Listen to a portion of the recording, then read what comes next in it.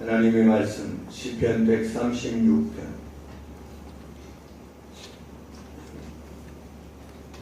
시편 136편 1절부터 26절까지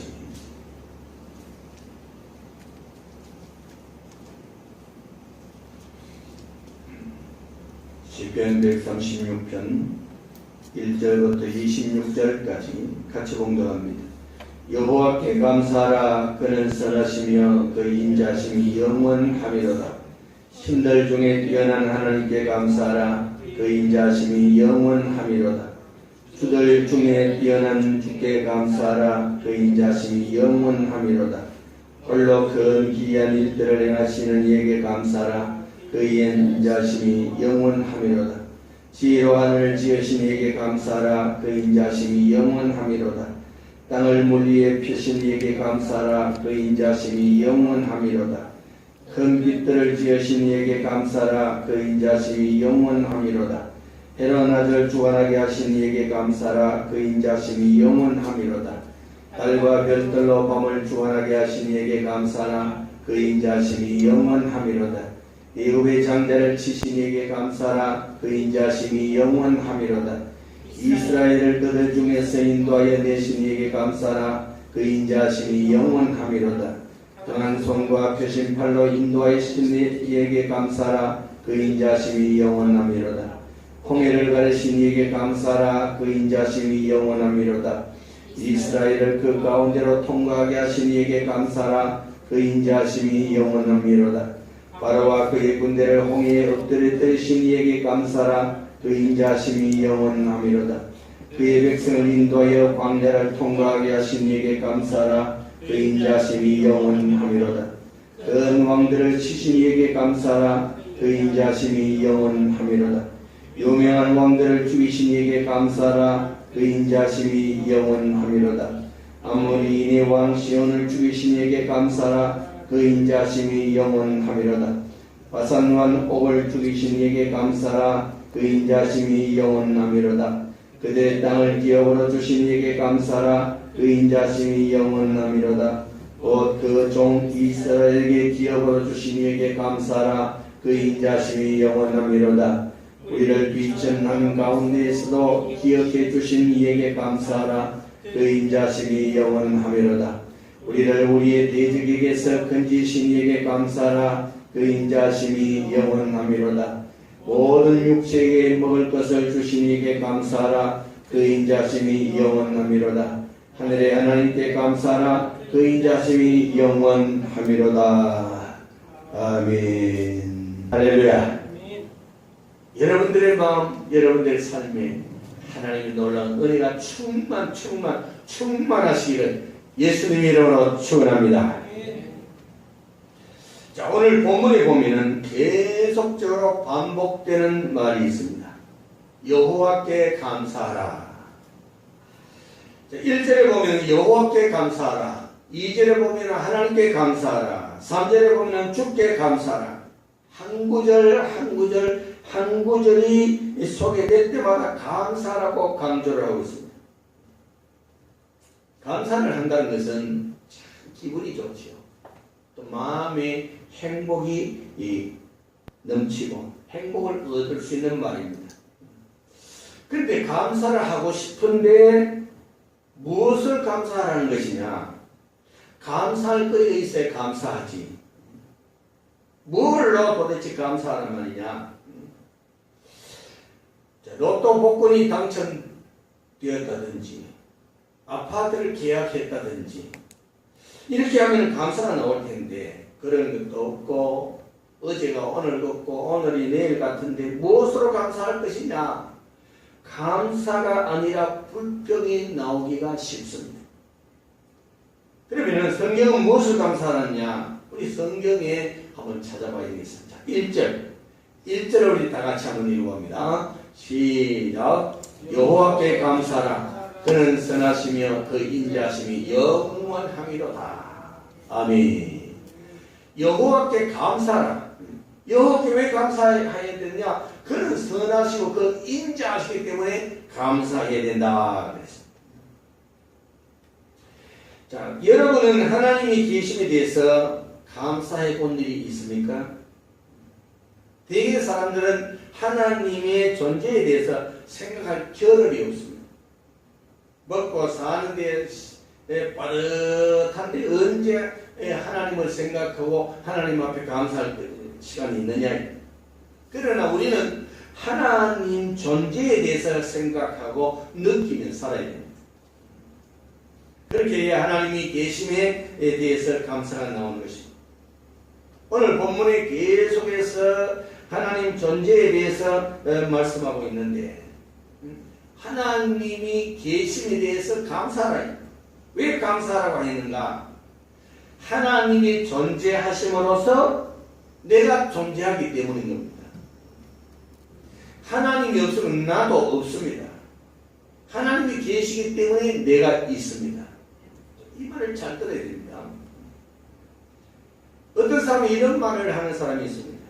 우리 부모가 인물도 잘나고 세상적으로 훌륭하고 사람들의 존경을 받는 사람이라면 좋았을 텐데 가방끈도 짧고 배운 것도 없고 무식하다고 부모를 원망하는 사람이 있습니다. 훌륭한 부모 밑에 태어나는 것도 좋지만 그렇다고 부모를 원망하는 사람은 아주 못된 사람이고 못난 사람입니다. 나를 낳아주시고 나를 길러주시고 나를 오늘까지 이 땅에 존재하도록 만들어주신 분이 우리들의 부모입니다. 만약에 부모가 없으면 나는 없죠. 만약에 여러분이 삼성 회장 집에 아들이나 딸로 태어났다면 지금 내가 아니라 다른 사람이다 이거죠. 이건희 회장의 아들은 이재용 씨입니다. 큰 딸은 이서진 씨고 둘째 딸은 그 이서연 사장입니다. 이건희 회장이 있기에 그들이 있는 것처럼 지금 여러분들의 아버지가 어머니가 계셨기 때문에 여러분들이 있는 것입니다. 여러분들이 만약에 지금 아버지 어머니의 밑에서 태어나지 않았다면 여러분들이 없습니다. 이건 회장 밑에서 태어났다고 여러분들이 있는 줄 압니까? 아니라 이 말이죠. 무식하다고 불평을 해도 아버지 어머니가 계셨기 때문에 내가 있는 것입니다. 그러므로 하나님이 존재하심에 우리는 감사해야 됩니다. 하나님이 계셨기 때문에 여러분들의 아버지 어머니가 계셨고 그리고 그분을 통해서 내가 태어난 것입니다. 그리고 하나님이 계셨기 때문에 내가 있다는 것입니다. 빛이 없어도 환하게 다가오시는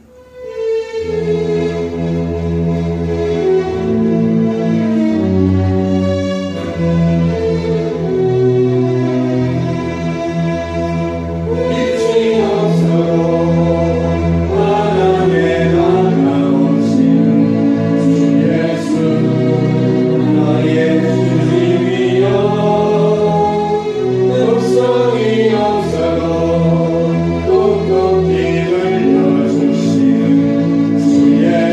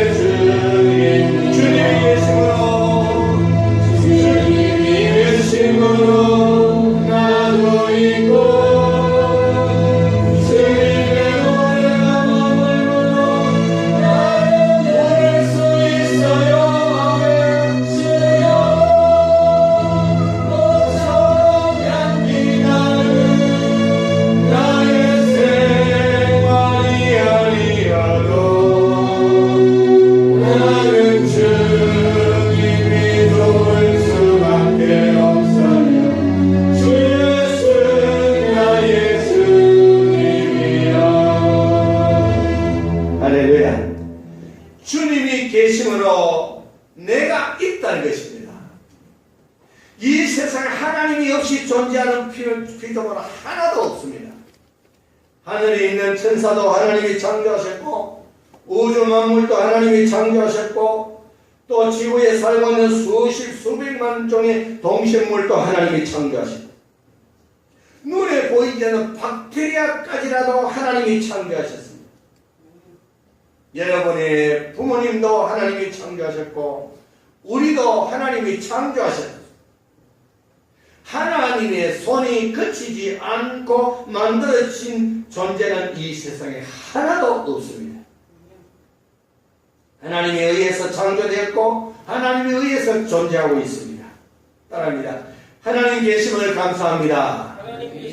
하나님 존재하심을 감사합니다.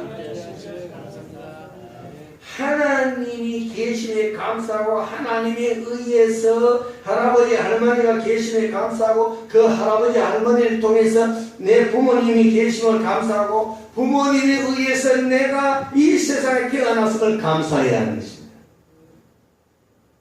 나를 이 세상에 존재케 하신 부모님에게 우리는 감사해야 됩니다.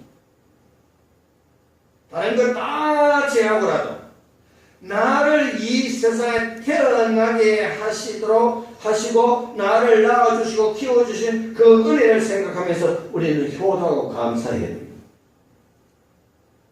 요즘 자식들을 버리고 도망가는 부부도 얼마나 많습니까? 처음에는 또 그 자식을 키우다가 키우기 힘들으니까 고아원에 갖다 버린대요. 이 세상이 이렇게 악하고 냉정한 시대가 되었습니다. 자식을 키우다가 고아원에 버리기도 그렇고 그러니까 자식을 죽여버린다. 그러나 우리 부모님 선하에서 따뜻한 사랑을 받으면서 믿음 안에서 살고 있으니 우리는 감사해야 하는 것입니다. 우리 부모님들이 우리를 키워주시고 사랑해 주시는 것 얼마나 감사합니다. 고아원에 안 버린 것도 감사하고 내몰라도 내치지 않는 것도 감사하고 죽이지 않는 것도 감사하고 감사할 일이 얼마나 많습니다. 136번 4절에서 9절 우리 같이 한번 읽어봅니다. 4절에서 9절 시작. 홀로 근기한 일들을 행하신 이에게 감사하라. 그 인자심이 영원하미로다. 지혜로 하늘을 지으신 이에게 감사하라. 그 인자심이 영원하미로다. 땅을 무리에 펴신 이에게 감사하라. 그 인자심이 영원하미로다. 큰 빛들을 지으신 이에게 감사하라. 그 인자심이 영원하미로다. 해는 낮을 중한하게 하신 이에게 감사하라. 그 인자심이 영원하미로다. 달과 별도로 밤을 주관하게 하신 이에게 감사하라. 그 인자심이 영원하미로다. 아멘. 자, 창세기 1장에 보면은 하나님께서 이 세상을 6일 동안 창조하시고 7일째는 쉬셨다 했습니다. 이 세상이 아름다움과 조화로움을 누구도 그 탄성을 자아내지 않는 사람이 없습니다.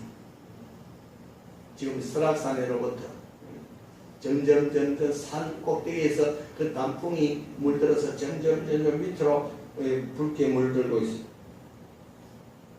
스마트폰을 가진 분들은 어제 카톡으로 제가 아름다운 단풍을 어제 보내드렸습니다.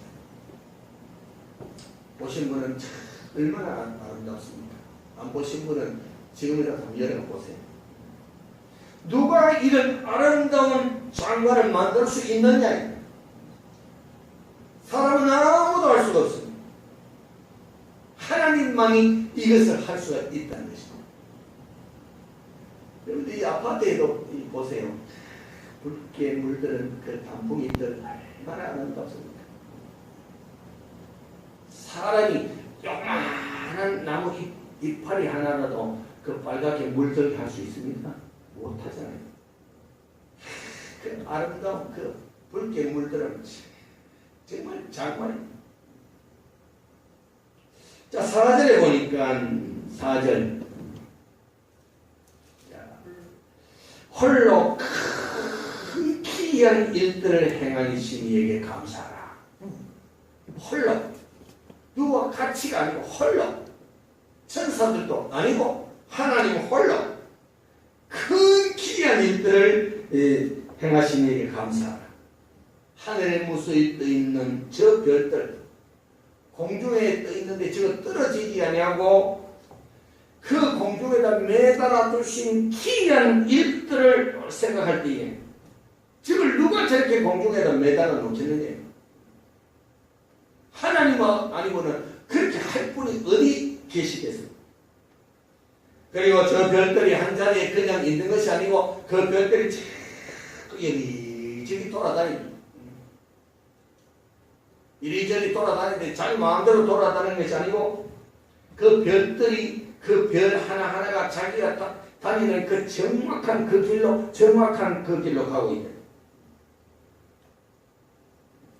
그 수많은 별들, 몇천억 조 그 별들이 하늘에서 그 다니는데 하나 부딪히지 않고 잘 다니고 있잖아요. 저 별이 또 하나 얼마나 큽니다. 무지무지하게 큰 저 별들이 그 자기 궤도대로 쫙 가고 있다.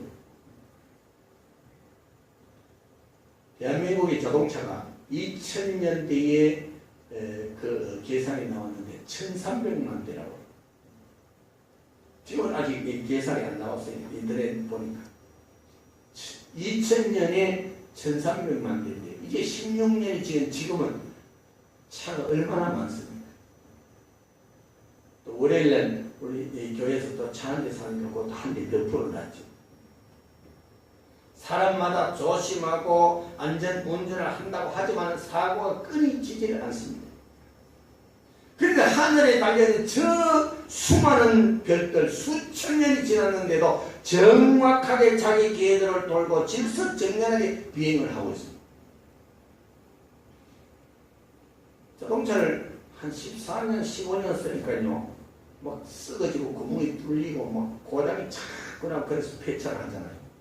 근데 저 하늘에 떠있는 저 별들 수천 년이 지났는데도 저거 하나 폐기하는 것도 없고 고장 나가지고 막 이상하게 된 것도 없습니다. 질서정연하게 그 비행을 하고 있습니다. 이것을 보고 기이한 일이라고 할 수 있지 않겠습니까? 어제 그 텔레비전을 보다가 하니까 코미디언들이 러시아를 갔어요. 러시아를 갔는데 그 러시아에 어디 갔는가 하면요, 그 우주 비행을 했던 그 우주 과학관에 들어갔어요. 그래서 거기서 제가 참 많은 것을 배웠는데 그 소유주 우주선이나 그 러시아에서 직접 별나라 달에 갔던 거, 또 우주에 떠다녔던 거, 또 우주에 지금 있는 우주 정거장, 그것이 다 거기 있어요. 그리고 직접 그 우주에 달날에 갔던 그 비행사가 이름은 모르겠습니다만 그 사람이 2번 왔다 갔다 했대요.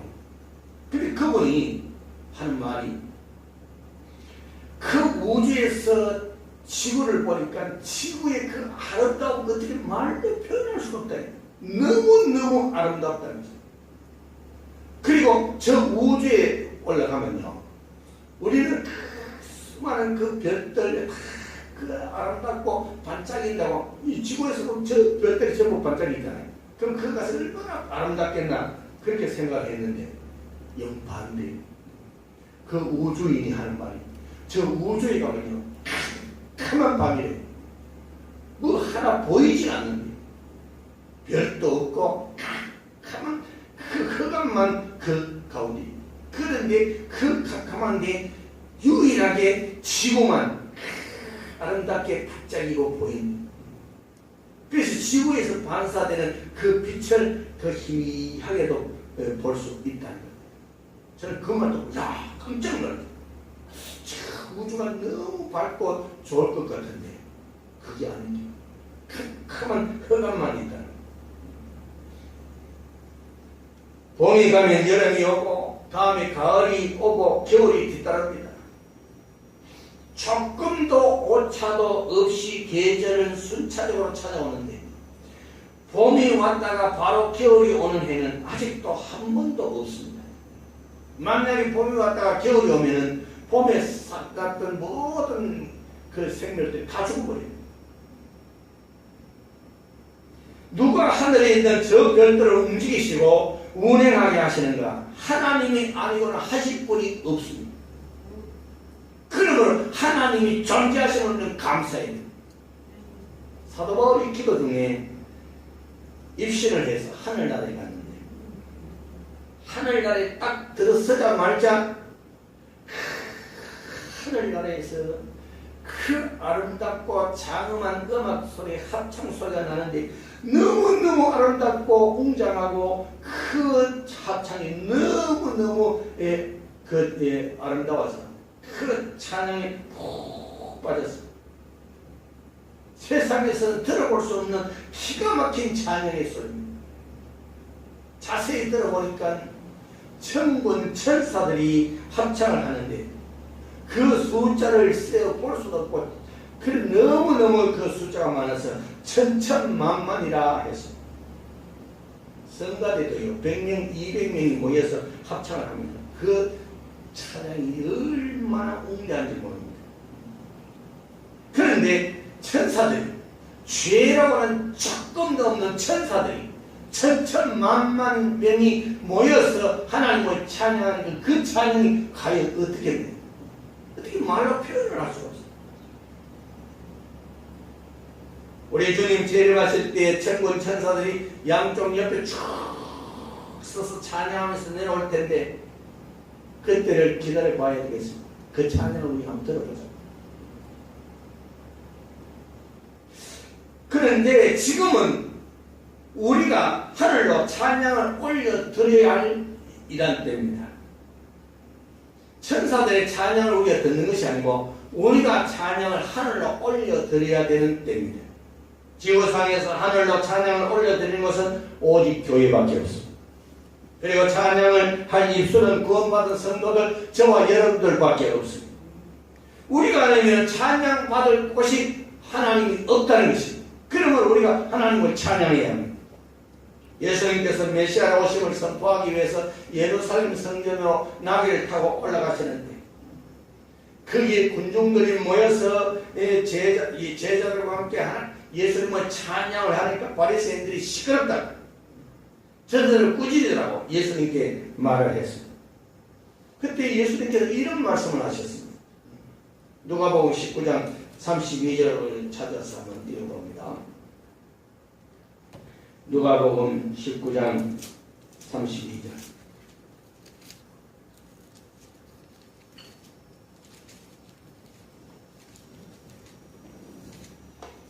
(19장 32절) 찾아서는 읽습니다. 시작.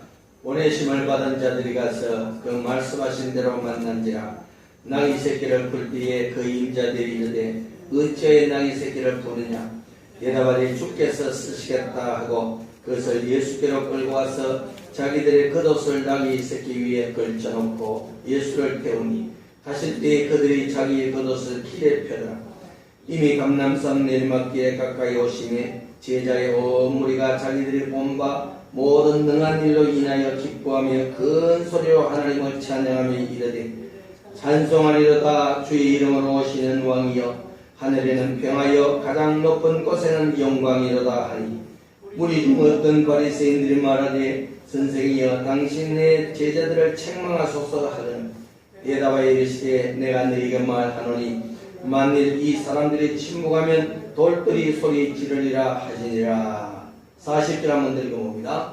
대답하여 이르시되 내가 너희에게 말하노니 만일 이 사람들이 침묵하면 돌들이 소리 지르리라 하시니라. 아멘. 어떻게 돌들이 입을 열어서 찬양하시는가? 그걸 한번 보자. 우리가 하나님을 찬양하지 아니하면 돌들이 입을 열어서 찬양하게 만든다는 것입니다. 몇 년 전에 중국에서 히토류라는 그 돌을 외국으로 수출 안 하겠다고 선포를 했습니다. 야당이 났습니다. 특별히 그 일본이 야당이 났습니다. 그 히토류는 뭐 하는 거냐? 이 히토류는 컴퓨터에 들어가는 물질인데 이것이 돌입니다.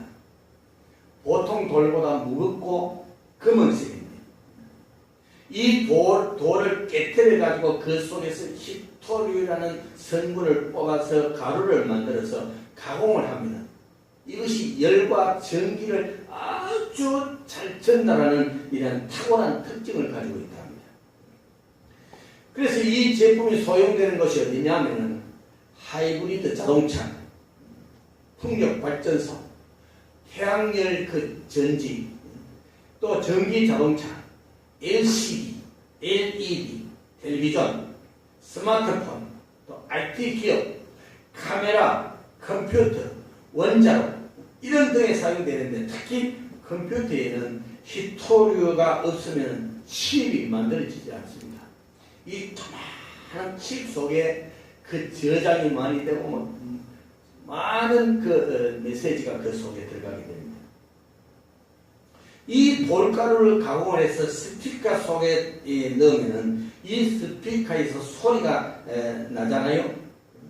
노래 소리, 합창 소리, 말 소리, 별별 소리가 그 스피커에서 납니다. 이 스피커에서 소리 나잖아요. 히토류라는 그 돌 속에 돌가루를 뽑아내서 그것을 정전해서 넣으면은 이 소리가 나요. 그래서 요즘은 그 스마트폰이나 그 오디오를 틀어놓으면 24시간 계속 소리가 나는데 히토류라는 돌가루를 통해서 나는 소리인데 돌이 소리를 낸다는 것이 바로 이 말입니다. 돌이 소리를 내리라. 돌이 찬양을 하리라. 사람들은 듣는 데만 신경을 쓰고 내 입으로 찬양하는 것은 자꾸 피하고 있습니다. 요즘 자꾸 그 스마트폰을 듣기만 하기 때문에 교회 와서도 자꾸 듣기만 하는 거예요. 심지어 예배를 드리면서도 입을 다물고 찬양을 하지 않는 사람들이 있습니다. 예배 시간에 찬양을 안 하고 하나님의 백성이 찬양을 안 하면 예수님께서 그들 대신 돌이 노래를 한다고 했습니다. 돌들에게 하나님을 찬양하는 찬양을 뺏기지 말기를 예수님의 이름으로 축원합니다.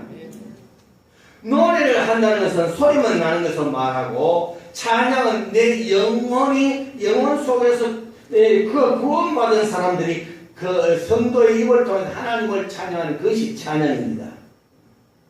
하나님을 찬양 듣기를 원하지 노래를 듣기를 원하시지 않습니다. 그러므로 예배는 물론 찬양을 불러야 하고 평소에도 찬양을 하면 하나님께서 기뻐하십니다. 돌에게 찬양 부를 특권을 뺏기지 말고 부지런히 입을 열어서 찬양을 하나님께 돌리시기를 바랍니다. 하나님이 존재하심을 알고 기뻐하는 자는 찬양이 입에서 자연적으로 흘러나옵니다. 나도 모르게 찬양을 하고 있는 자신을 발견하게 되는 것입니다. 찬양을 부르는 그 순간 하나님은 영광을 받으시고 내 자신은 은혜를 받아서 그 은혜 속에서 내 마음속에 천국이 건설이 되는 것입니다. 그러므로 우리는 찬양을 불러야 하고 소리를 내서 큰 소리를 찬양해야 합니다. 시편에는 소리를 내어서 찬양하고 박수를 치면서 찬양하라고 재금으로 찬양하고 온 각종 악기를 동원해서 찬양하라고 했습니다. 때를 얻든지 못 얻든지 찬양하라고 말하고 있습니다.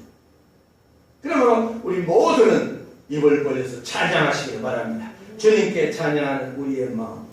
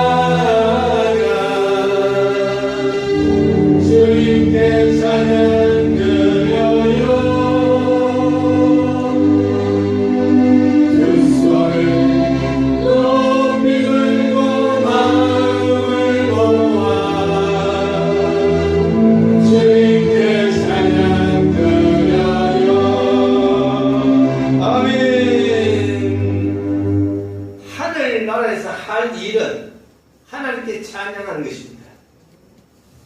예수 그리스도의 피로 죄 씻음 받고 구원받아 하늘나라에 온 의인들이기 때문에 이제는 하늘나라에서는 찬양밖에 없다. 누구를 구원할 그 방법이 없습니다. 왜? 다 의인들이기 때문에. 구원하심에 감사해서 찬양을 드리고 아들 예수님이 우리의 구원자 되심에 찬양하고 하늘나라 백성이 되었음을 찬양하고 천국에 왔으니 찬양하고 머리에 생명의 멸류관을 썼으니 찬양하고 찬양하고 찬양 드릴 것이 우리의 할 일인 것입니다. 오늘도 우리는 하나님께 추수감사 예배를 드리며 감사를 드립니다. 특히 감사할 것은 하나님께서 올해도 대풍년을 주셔서 쌀이 넘쳐나서 저장할 것이 없어서 걱정입니다. 남은 쌀을 저장하는데 몇 천억이 드니까 걱정할 수밖에 없지요. 하나님께서 풍성하게 주셔도 인간들은 불평이 됩니다. 이 많은 쌀을 어디에다 저장할 것이냐. 하나님 주신 거 그걸 머리를 써서 지혜를 써서 가공을 하고 이렇게 해서 사용하면 될 텐데 가공도 안 하면서 그걸 그냥 창고에다가 넣어 놓으니까 아마 세계에서 쌀이 제일 많이 생산되는 것이 태국일 겁니다. 태국이 2번에 2번 쌀 추수를 하거든요. 근데 태국은요 쌀국수 만들고 쌀로만 여러 가지를 만듭니다. 우리나라도 그 쌀국수 만들면 되는데도 만들지도 안 하면서 저 쌀 많다고 불평을 합니다. 원래로 풍년을 주신 하나님께 감사를 드리며 하나님이 계셔서 내가 있음에 감사해 드리고 우리의 입을 통해서 찬양을 불러드려서 하나님이 영광 받으시고 우리의 마음에는 천국이 건설되는 축복이 있기를 예수님의 이름으로 축원합니다. 기도하겠습니다.